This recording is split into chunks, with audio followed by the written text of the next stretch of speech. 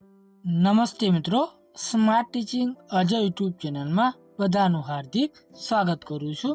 આજે nuclear power corporation of India ભરતી 2025 આવી ગઈ છે। તેમાં જો વાત કરીએ તો લાયકાતની તો લાયકાત એમાં 10 પાસ 12 પાસ કે પછી બીએસસી કરેલું હોવું જોઈએ તો તમે અરજી કરી શકો છો। આમાં કુલ જગ્યાઓની વાત કરીએ તો 391 જગ્યાઓ ઉપર ભરતી થવાની છે, જેમાં અરજી કરવાની છેલ્લી તારીખ છે 1/4/2025 લગી તમે અરજી કરી શકો છો। આમાં પસંદગી પ્રક્રિયા, અરજી ફી, ઉંમર મર્યાદા જેવી સંપૂર્ણ માહિતી આપણે આ વિડીયોમાં જોવાના છીએ। જો તમે આ ચેનલ પર નવા હોય તો આ ચેનલને સબસ્ક્રાઇબ કરી દેવાની છે અને વિડીયોના અંત સુધી તમારે જોડાઈ રહેવાનું છે। તો વિડીયોની શરૂઆત કરીએ, જેમાં nuclear power corporation of India એટલે કે NPCIL એ વૈજ્ઞાનિક સહાયક, ટેકનિશિયન અને અન્ય ખાલી જગ્યાઓની ભરતી માટે રોજગાર સૂચના બહાર પાડી છે। જે ઉમેદવારો ખાલી જગ્યાની વિગતોમાં રસ ધરાવતા હોય અને તમામ પાત્રતા માપદંડો પૂર્ણ કરતા હોય તેઓ સૂચના વાંચી શકે છે અને ઓનલાઈન અરજી કરી શકે છે। જેમાં વાત કરીએ તો nuclear power corporation of India એટલે કે NPCILમાં વૈજ્ઞાનિક સહાયક, ટેકનિશિયન અને અન્યની 391 જગ્યાઓ માટે ભરતી 2025 છે। કોઈપણ સ્નાતક ડિગ્રી, બીએસસી, ડિપ્લોમા, 10 પાસ એટલે કે GNM ધરાવતા ઉમેદવારો ઓનલાઈન અરજી કરી શકે છે। આમાં ઓનલાઈન અરજી 12/3/2025 રોજ ખુલશે અને 1/4/2025 રોજ બંધ થશે।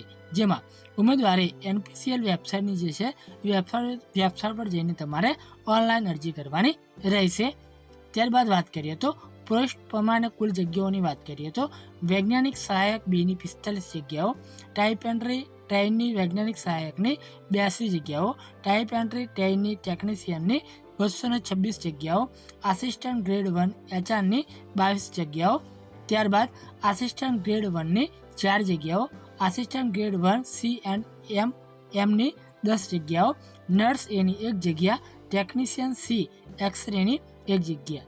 અહીં પ્રમાણે ટોટલ પોસ્ટ પ્રમાણે જગ્યાઓની ભરતી થવાની છે। ત્યારબાદ લાયકાતની જો વાત કરીએ તો આમાં ઉમેદવારો પાસે કોઈ પણ સ્નાતકની ડિગ્રી, બીએસસી, ડિપ્લોમા, એન્જિનિયરિંગ 12મું પાસ 10મું પાસ તમારે કરેલું હોવું જોઈએ તો તમે આમાં અરજી કરી શકો છો। ત્યારબાદ NPCIL કેગા ભરતી 2025માં વય મર્યાદાની વાત કરીએ તો ઓછામાં ઓછી ઉંમર તમારી 18 વર્ષ હોવા જોઈએ, જ્યારે વધુમાં વધુ તમારી ઉંમર 30 વર્ષની હોવી જોઈએ।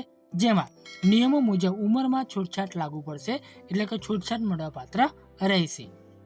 ત્યારબાદ અરજી ફીની જો વાત કરીએ તો SC, ST, PWBD, મહિલા, ભૂતપૂર્વ સૈનિકો માટે કોઈ પણ પ્રકારની ફી ચૂકવવાની નથી, જ્યારે વૈજ્ઞાનિક સહાયક, ST, SA, નર્સ માટે, જનરલ, OBC, EWS માટે ₹150, જ્યારે અન્ય પોસ્ટ માટે જનરલ, OBC અને EWS માટે ₹100 તમારે ફીની ચૂકવણી કરવી પડશે।